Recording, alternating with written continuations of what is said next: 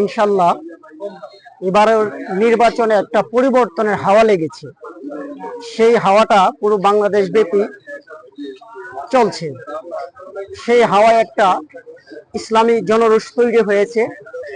সেই ইসলামী জনরোষে বাংলাদেশ জামাতে ইসলামীকে এবারের মানুষ ক্ষমতায় দেখতে চায়।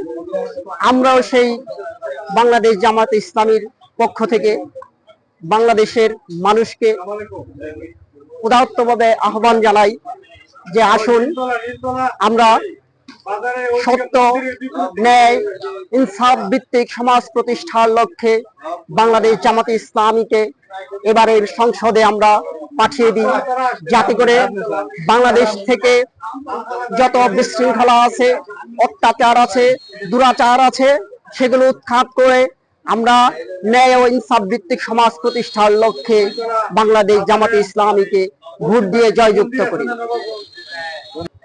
পক্ষে আমরা সকলেই থাকি, তাহলে নিশ্চয়ই আমরা সফল হব ইনশাআল্লাহ।